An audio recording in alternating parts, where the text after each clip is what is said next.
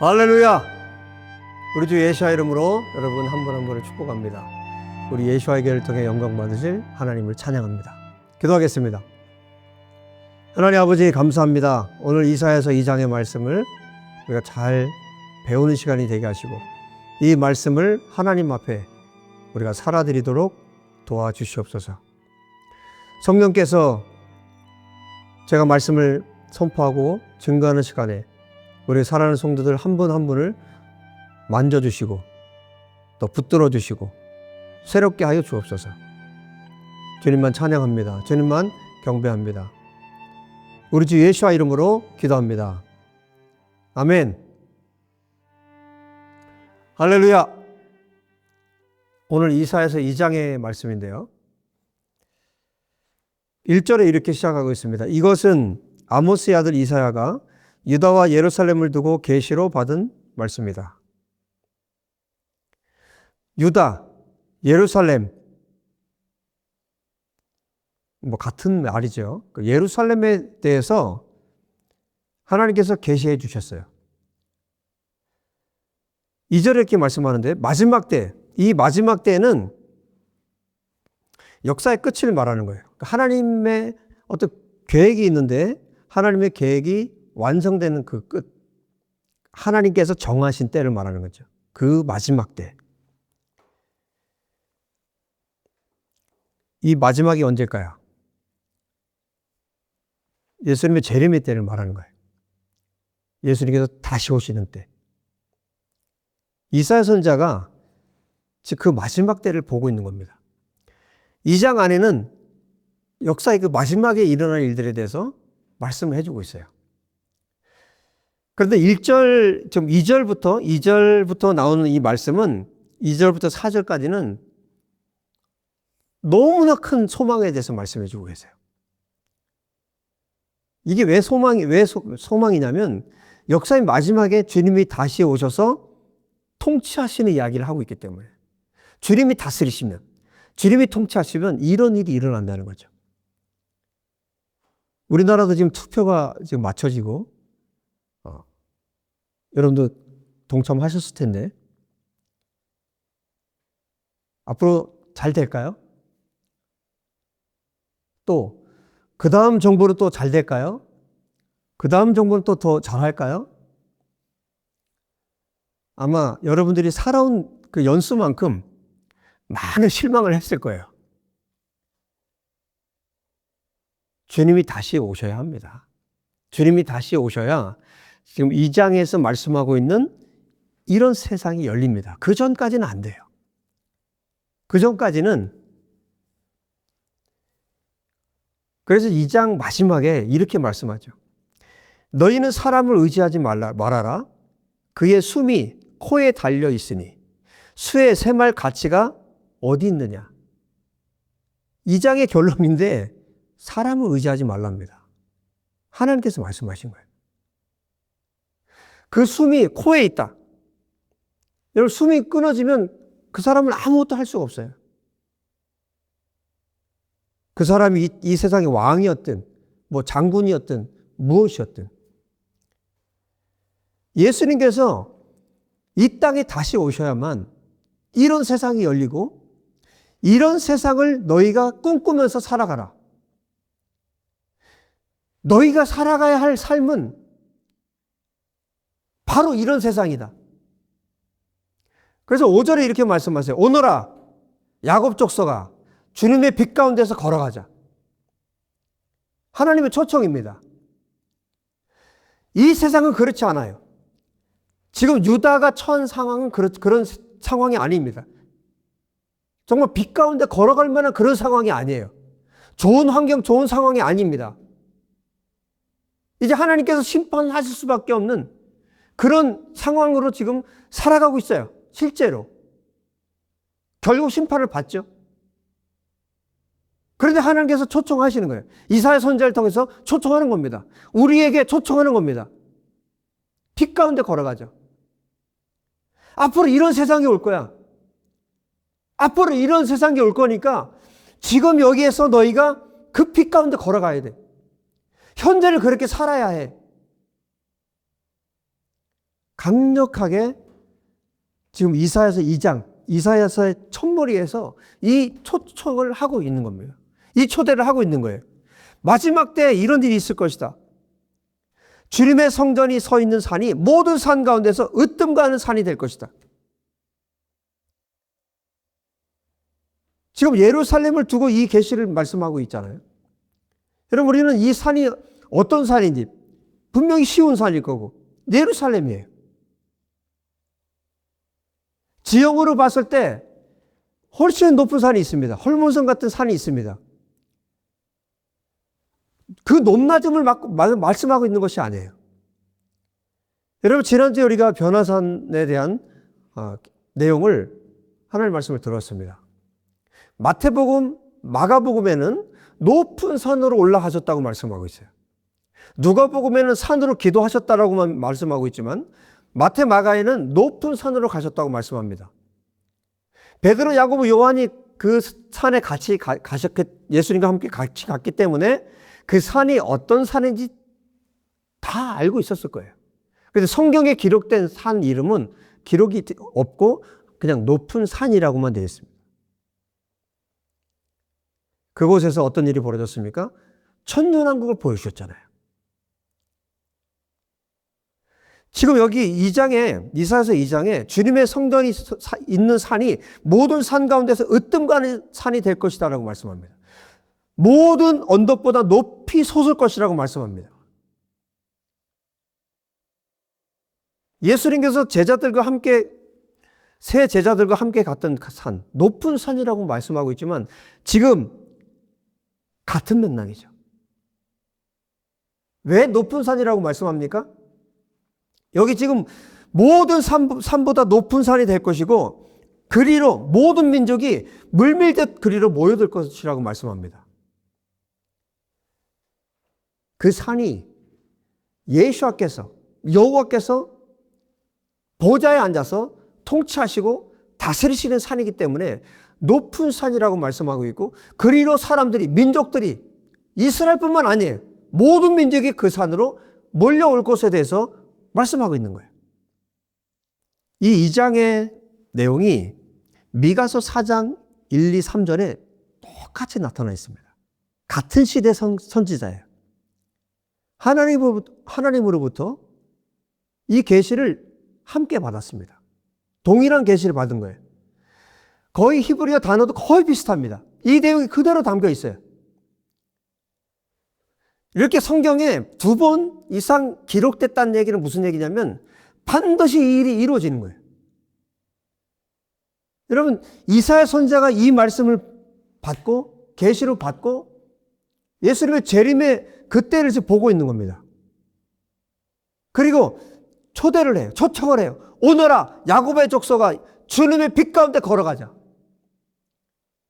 빛 가운데 걸어갈 수 있는 상황이 아니거든요. 여호와의 말씀을 붙들고 살아갈 수 있는 그런 시대가 아니거든요. 우상 숭배로 가득합니다. 사람들이 돈을 의지합니다. 권력을 의지합니다. 전투력을 의지합니다. 2장 후반부의 내용들이에요. 유다가 그렇게 되었습니다. 우상을 숭배합니다. 점을 칩니다. 그런 세상 속에서 이사야 선지자를 통해 재림의 때를 보여주시는 거예요. 이런 시대가 온다는 겁니다. 이 산으로 여호와 하나님께서 통치하시는 산, 예수께서 왕이 되셔서 통치하신 그 산으로 사람들이, 전 세계 모든 민족이 밀려오는 때가 있다는 겁니다. 예수님께서 예루살렘에 재림하시면, 다시 오시면 모든 민족이 그 산으로, 그 예루살렘으로 올라가서 왕이신 예수님께 경배해야 합니다. 스가랴 14장의 내용이에요. 이렇게 선지자들이 예수께서 다시 오셨을 때 어떤 일이 일어날 것인가에 대해서 이 계시들을 보고 지금 기록을 해주고 있습니다. 우리에게 지금 보여주고 있습니다. 마지막 때 이런 일이 있을 거라는 거예요. 지금 물밀듯이 이 산으로, 예수께서 계시는 그 산으로, 예루살렘으로 수많은 민족들이 몰려오는데 여기 이 표현은 어떤 표현이냐면 억지로가 아니에요. 정말 자발적으로 가는 겁니다. 그 산으로 몰려드는 겁니다. 그 산으로 오는 겁니다. 왜냐하면 그 산이, 그 예루살렘이 통치의 보좌가 있는, 예수님께서 다스리시고 통치하시는 그 산이기 때문에, 그 보좌가 있는 곳이기 때문에 이 일을 누가 하십니까? 성령께서 하십니다. 성령의 사로잡혀서 사람들이 몰려오는 거예요. 이 산으로 몰려오는 겁니다. 3절에 이렇게 말해요. 백성들이 오면서 이르기를, 자, 가자. 우리 모두 주님의 산으로 올라가자. 야곱의 하나님이 계신 성전으로 어서 올라가자. 주님께서 우리에게 주님의 길을 가르치실 것이니 주님께서 가르치시는 길을 따르자. 백성들이, 민족들이 올라오면서 이렇게 서로 말한다는 겁니다. 우리가 그 산으로 올라가자. 야곱의 하나님이 계신 성전으로 올라가자. 이렇게 소리치면서 모든 민족이 그 산으로 몰려온다는 것입니다. 그리고 이렇게 말합니다. 율법이 시온에서 나오며 주님의 말씀이 예루살렘에서 나온다. 여러분, 토라, 율법이 시온에서 나오고 주님의 말씀이 예루살렘에서 나온다. 변화산 위에서 구름이 세 분을 휩쌌을 때 하나님께서 말씀하셨어요. 이는 내 사랑하는 아들이다. 너희는 그의 말을 들으라. 천년왕국된 모습을 보여주신 거예요. 거기에 엘리야가 있었고 거기에 모세가 있었습니다. 천년왕국 때, 예수님께서 재림하셨을 때, 예루살렘에서 예수님께서 통치하실 때, 율법이, 하나님의 말씀이 시온에서 예루살렘에서 나온다. 무슨 말씀입니까? 예수님께서 통치하신다는 거예요. 예수님의 말씀대로 온 세상이, 온 세계가 통치되고 다스리신다는 거예요. 지금 이사야 선지자가 재림 때, 메시아께서 오실 때, 예수님께서 오셨을 때 이 일이 일어날 것에 대해서 계시를 보고 지금 선포하고 있는 겁니다. 이런 날이 온다. 이런 세상이 온다. 주님께서 통치하시고 다스리시면 어떤 일이 벌어집니까? 4절에 주님께서 민족들 사이의 분쟁을 판결하시고, 여러분 지금 보십시오. 전쟁이 일어나고 지금 이란과 미국의 전쟁이 있고 이스라엘, 또 레바논 전쟁들이 있고 러시아, 우크라이나 전쟁들이 있습니다. 전 세계 전쟁이 있고 지금 포를 쏘지는 않지만 경제 전쟁이 전 세계 가운데 지금 걸쳐져 있고, 여러분 유엔이 있다고 중재가 됩니까? 미국이 말한다고 다 중재가 됩니까? 중국이 말한다고 다 중재가 됩니까? 여러분 각자 나라들마다 자기의 이익을 위해서 나라들이 움직입니다. 사람을 그렇게 많이 전쟁으로 죽여도, 그렇게 많은 사람이 지금 죽었는데도 눈 하나 깜빡하지 않습니다. 이런 악한 세상에 우리가 살아가고 있는데 누가 누구를 중재하겠습니까? 어떤 나라가 어떤 나라를 중재하겠습니까? 이런 세상인데 주님께서 다시 오시면, 이 땅에 오시면, 메시아께서 오시면 이런 일이 벌어진다는 겁니다. 주님께서 민족들 사이의 분쟁을 판결하신다. 재판하신다. 주님이 직접 통치하시는 겁니다. 뭇 백성 사이의 갈등을 해결하신다는 겁니다. 그리고 그들이 이어서 말씀합니다. 그들이 칼을 쳐서 보습을 만들고, 칼은 전쟁 무기예요. 사람을 죽이는 무기입니다. 이 칼을 쳐서 보습을 만들어요. 이 쟁기 끝에 날이 있습니다. 쇠로 된 날이 있습니다. 이 날을 만든다는 거예요. 사람을 살리는 농기구가 됩니다. 창을 쳐서 낫을 만듭니다. 그리고 나라와 나라가 칼을 들고 서로를 치지 않을 것이며 다시는 군사훈련도 하지 않을 것이다. 사람을 죽이는 이런 군사훈련을 하지 않습니다. 전 세계가 지금 국방비를 올리고 나라와 나라 사이에 이 전쟁에서 자기들이 이기기 위해서 핵무기를 개발하고, 이런 시대, 악한 세대에 우리가 살아가고 있는데, 주님이 오시면 이 분쟁이 끝이 나고 주님이 다스리시고 주님이 통치하시고 칼과 창을 쳐서 사람을 살리는 농기구로 만들고 전쟁 연습을 다시는 하지 않는 주님이 다스리시고 통치하시는 이런 나라가 온다는 겁니다. 할렐루야. 그러니까 그 나라가 오니까, 그 나라가 오고 있으니까 초대하는 거예요. 오너라 야곱 족속아, 주님의 빛 가운데 걸어가자. 여러분, 주님의 빛 가운데 걸어가자. 이 세상이 어둡고 캄캄하고 전쟁을 위해서 무기를 만들고 이 세상은 오로지 자기밖에 모르는 이 세상 속에 우리가 살아가고 있는데 그 세상 속에서도 빛 가운데 걸어가자. 왜? 주님이 오시니까. 주님이 다시 오시니까. 주님이 오시고 천년왕국이 열리고 천년의 다스림이 있기 때문에. 여러분의 성경 전체를 통해서 주님이 말씀하세요. 주님이 다시 오시면 반드시 벌이 있고 상이 있습니다. 왜 우리가 빛 가운데 걸어가야 합니까? 세상 사람들이 저 세상에 사는 방식으로 살아가는데 나는 왜 견뎌야 합니까? 나는 왜 인내해야 되고, 나는 왜 견뎌야 하고, 내가 주님의 이름을 위해서 왜 참아야 하고, 때로는 가난을 견뎌야 하고, 때로는 핍박을 견뎌야 하고, 때로는 순교의 자리에 가야 하고, 나는 왜 그래야 됩니까? 세상은 저렇게 잘 사는 것 같은데, 세상은 저렇게 즐겁게 사는 것 같은데, 왜 나는 견뎌야 하고, 왜 나는 인내해야 되고, 왜 나는 하나님 말씀대로 살아야 됩니까? 그 나라가 오기 때문이라는 거예요. 수많은 사람들이 세상대로 살고 자기 원하는 대로 살아가고 자기 마음대로 살아가도 우상을 숭배하고 점을 치고 미신을 숭배하고 이장이 나타나 있는 것처럼 그렇게 세상이 살아가는데, 즉 유다 사람들이 그렇게 살아가는데 왜 나는 주님 앞에서 인내하며 살아가야 합니까? 나는 왜 순교자의 정신을 가지고 살아가야 합니까? 나는 왜 하나님의 말씀을 가지고 살아가야 합니까? 주님이 다시 오시기 때문에. 주님이 다시 오셔서 심판하시기 때문에. 주님이 다시 오시면 정말 그 두려운 날이 오기 때문에. 이 장에 말씀하세요. 10절에 이렇게 말씀하세요. 너희는 바위 틈으로 들어가고 티끌 속에 숨어서 주님의 그 두렵고 찬란한 영광 앞에서 피하여라. 19절, 그때 사람들이 땅을 뒤흔들며 일어나시는 주님의 그 두렵고 찬란한 영광 앞에서 피하여 바위 동굴과 땅굴로 들어갈 것이다.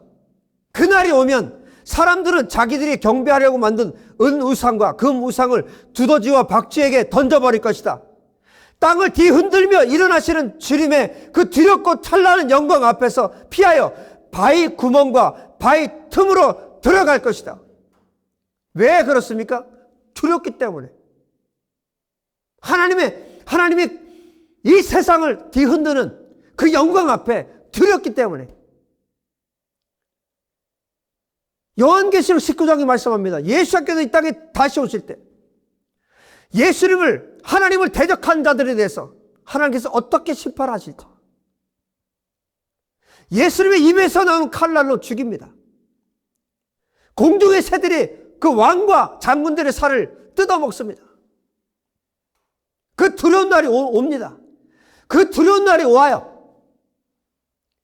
그 두려운 날이 오고 이렇게 주님의 빛 가운데 걸어갔던 사람들, 주님이 다시 오실 것을 믿고 그 주님을 위해서 살았던 사람들, 그 주님을 위해서 숨죽이고 그 주님을 위해서 견뎌야 하고 그 주님 때문에 말하지 못하고 인내해야 하고 때로는 가난해야 하고 그 삶을 견뎌야 했던 그 사람들은 그러면 주님의 그 통치 안에 함께 들어가서 모든 민족들이 물밀듯 그 산으로 올라올 때, 그 예수께서 계시는, 그 메시아께서 계시는 그 산으로 올라올 때, 그 예수님과 함께 서서 온 세계를 통치하는 그날이 오기 때문에 이 세상 가운데서 빛 가운데 걸어가라. 예수님과 함께 걸어가라. 하나님의 말씀과 함께 걸어가라라고 이사야 선지자를 통해서 이사야서 첫머리에 이 말씀을 하나님께서 선포하고 계신 겁니다. 여러분, 상이 있어요. 마태복음 6장에 말씀하고 계시죠. 여러분, 우리가 하나님 앞에 기도합니다. 이렇게 말씀하세요. 너희는 남에게 보이려고 의로운 일을 사람들 앞에서 하지 않도록 조심하여라. 그렇지 않으면 너희는 하늘에 계신 너희 아버지에게서 상을 받지 못한다. 여러분, 성경의 상에 대해서 너무나 많은 말씀을 하고 계세요. 이 상은 언제 받는 것일까요? 여러분, 우리는 자꾸 이 땅에 사는 동안 상을 받으려고 해요. 이 땅에 사는 동안 뭔가 보상을 다 받으려고 해요. 그러면 제일 억울한 사람들이 누굽니까? 성경에서 제일 억울한 사람, 스데반 집사님입니다.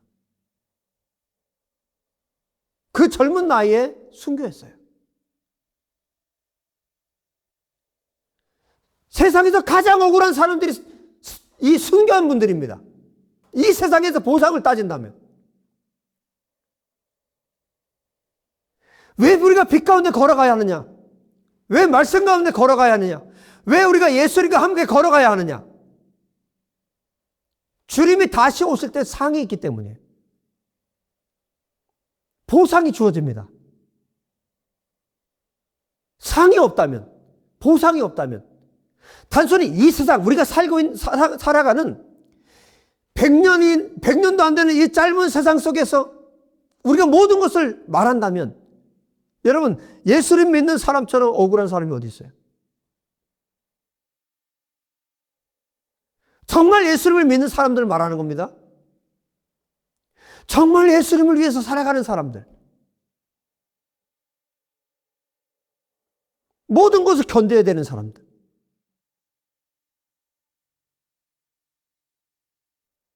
그런데 하나님의 보상이 있다는 거예요. 반드시 상이 있다는 거예요. 언제요? 주님 다시 오시면.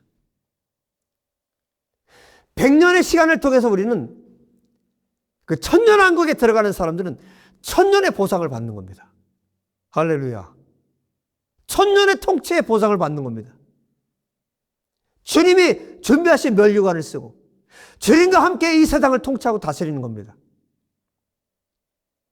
그래서 이 천년왕국이 열리면, 성경에서 말씀하고 있는 이 천년왕국이 열리면 이 세상에서 살아가는 것이, 주님의 말씀대로 살아가는 것이 억울하지 않아요. 내가 인내해야 되고 견뎌야 하고 참아야 하고 하는 이 삶이 억울하지가 않아요. 주님의 보상이 있기 때문에. 마태복음 6장에는 주님이 말씀하세요. 그러므로 내가 자선을 베풀 때 위선자들이 사람들에게 칭찬을 받으려고 회당과 거리에서 그렇게 하듯이 내 앞에 나팔을 불지 말아라. 내가 진정으로 너에게 말한다. 그들은 자기네 상을 이미 받았다.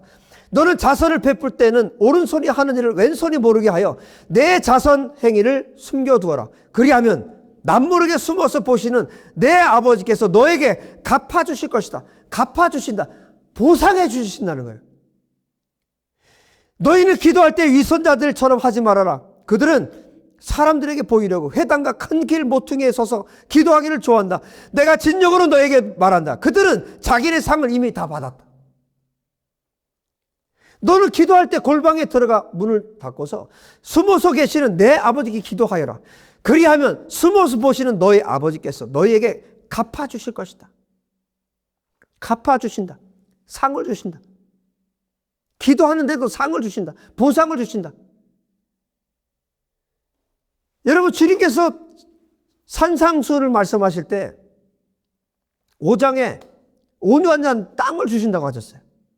기업을 주신다고 하셨어요. 그런데 이 세상에서 그런 일이 실제로 일어나기도 하겠지만, 여러분, 결국에는 이거 어떤 상을 말하는 겁니까? 천년왕국 때의 상을 말하는 거예요. 새하늘과 새 땅의 상을 말하는 거예요. 예수님께서 재림 맞추실 때의 상을 말하는 거예요.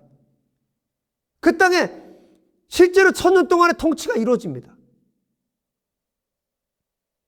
이 세상에서 우리가 어떻게 살았느냐, 그것에 대해서 천년왕국 때 우리에게 하나님이 주시는 상이 있습니다. 히브리서 11장에 믿음의 사람들이 왜 그렇게 살았습니까? 더 나은 부활을 그들이 소망했습니다. 여러분, 첫째 부활이 있어요. 천년왕국에 들어가는 첫째 부활이 있습니다.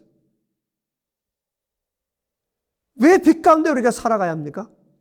왜 우리가 정말 순교자들이 살았던 삶을 왜 우리가 뒤쫓아 살아야 합니까? 예수님의 십자가의 길을 왜 우리가 따라가야 합니까? 예수님께서 사셨던 것처럼 왜 내가 나를 부인하고 자기를 부인하고 자기 십자가를 지고 예수님을 따라가야 합니까? 천년왕국이 있기 때문이에요. 주님의 다시 오심, 주님의 재림이 있기 때문이에요. 주님이 오셔서 상을 주시기 때문이에요. 주님이 오셔서 상을 주시고 또 형벌이 있기 때문이에요. 심판이 있기 때문이에요. 예수께서 이 땅에 다시 오실 때는 원수들을 죽이십니다. 대적자들을 죽이십니다. 그러나 견디고 참고 인내하며 주님 앞에 살았던 사람들에 대해서 반드시 보상하십니다. 우리가 왜 천년왕국을 알아야 되는가? 왜 주님께서 이 땅에 다시 오셨을 때 천년왕국이 필요한가? 주님 앞에 살았던 사람들이 보상을 받아야 되기 때문에 성경에 약속하신대요. 주님이 이 세상을 천년 동안의 통치를 통해서 모든 악이 제거될 뿐만 아니라 하나님 아버지께 드릴 영광스러운 나라가 준비되어야 하기 때문에 고린도전서 15장이 말씀하고 있는 것처럼 여러분, 우리가 이 세상을 사는 이 시간 동안에 주님은 영광스럽게 주님이 다시 오셨을 때 우리가 두려움 가운데 그분을 맞이하는 것이 아니라 영광 가운데 기쁨으로 우리 주님을 맞이할 수 있도록 준비하라고, 빛 가운데 걸어가자라고 우리에게 지금 초청장을 보낸 것입니다. 우리 지금 초대하고 계신 겁니다. 여러분, 기도하는데 상이 있다. 내가 기도하는데 상이 있어. 여러분, 얼마나 좋은 일입니까? 내가 견디고 인내했어. 참았어. 거기에 상이 있어요.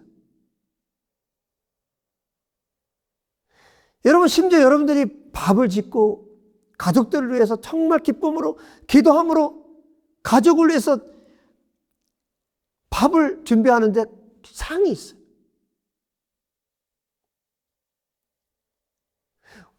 예수 안에서 우리가 하나님 앞에 살아가는, 하나님 말씀 앞에 우리가 살아가는 모든 삶의 상이 있어요. 보상이 있어요. 그 사람이 어떻게 살았느냐에 따른 그것에 따라서 보상이 주어집니다. 그래서 우리가 빛 가운데 걸어가자. 그리고 마지막 22절에 말씀하고 있는 것처럼 사람을 의지하지 말자. 사람을 의지하지 말아라. 사람을 의지하면 하나님을 바라볼 수 없기 때문에. 이 세상은 여러분 하나님으로부터 상을 받을 수 없는 구조로 이 세상이 구성되어 있어요. 모든 것이 사람을 의존하도록 만들어가고 있어요. 사탄이 그렇게 합니다. 하나님을 의지하지 않고 내 힘을 의지하고 사람들을 의지하고 돈을 의지하고 권력을 의지하고 이 세상을 의지하도록 그렇게 만들어갑니다. 주님 다시 오십니다. 영광 중에 우리 주님 다시 오십니다.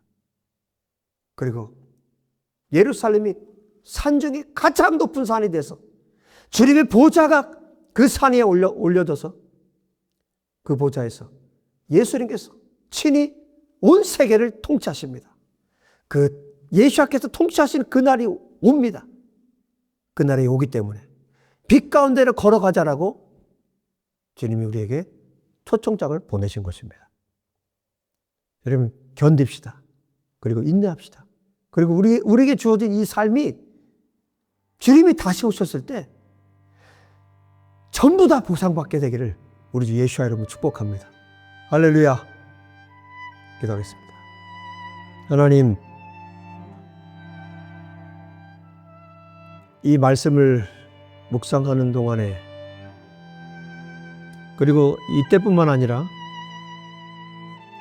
정말 많은 시간들 속에서 참 고민이 있었던 것이 있었습니다. 왜 이렇게 악인들은 이 세상에서 판을 치고 정말 주님 앞에 살고자 하는 분들은 참 힘들고 어렵고 고난당하고 참아야 하고 인내해야 되고 온갖 저주의 말을 참아야 되고 견뎌야 하고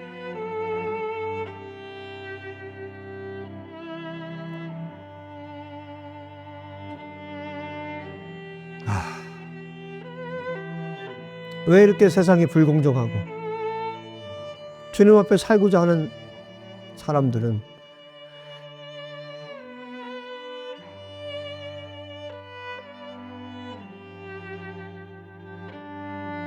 이런저런 정말 왜 이럴까 그런 생각을 제가 많이 했습니다. 그러나 주님 감사합니다. 천년왕국이 있어서 감사합니다. 예수와의 통치, 예수와께서 다시 오셨을 때 천년의 통치 가운데 그 첫째 부활에 들어가는 그 분들이, 그 선교자들이, 그 선교자적인 삶을 살았던 사람들이 주님으로부터 이 모든 보상을 받는다는 이 사실을 깨닫고 주님을 찬양하게 되었습니다. 아버지 감사합니다. 아버지 찬양합니다. 우리도 그 삶을 살 수 있도록 도와주십시오. 이 세상이 끝이 아니고 이 세상에서 살았던 우리의 삶이 천년의 통치 가운데 주님의 모든 보상을 받을 수 있다는 사실을 우리가 분명히 기억하는 이 시간이 될 수 있도록 도와주십시오. 주님, 그날이 올 줄 믿습니다. 예루살렘이 가장 높은 산이 되어서 천년의 통치를 이루는 예수와의 보좌가 세워지는 그날이 주님의 재림의 날이 속히 올 줄로 믿습니다. 우리가 그날을 소망하며 빛 가운데로 걸어가게 도와주시옵소서. 할렐루야. 주님을 찬양합니다. 우리가 그 나라에, 그 왕국에 첫째 부활에 들어가는 하나님의 사람들 되게 하여 주옵소서. 주님 감사합니다. 주님 찬양합니다. 오늘의 이 말씀을 듣는 모든 성도들이 다 알아들을 수 있도록, 다 깨달을 수 있도록 하나님 역사해 주시옵소서. 그래서 이 말씀을 붙들고 첫째 부활을 정말 사모함으로 예수와 재림하셨을 때 천년의 통치 안에 예수와 함께 통치하는 그 자리를 위해서 이 땅의 삶을 하나님께 드릴 수 있도록 도와주시옵소서.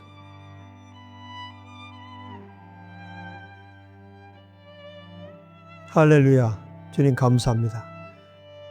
주님 이 진리의 말씀을 가르쳐 주셔서 감사합니다. 주님을 송축합니다. 주님 영광 찬송 받으시옵소서. 우리 주 예수와 이름으로 기도합니다. 아멘. 할렐루야. 다음 주의 말씀으로 뵙겠습니다. 주님을 찬양합니다. 주님을 송축합니다. 할렐루야.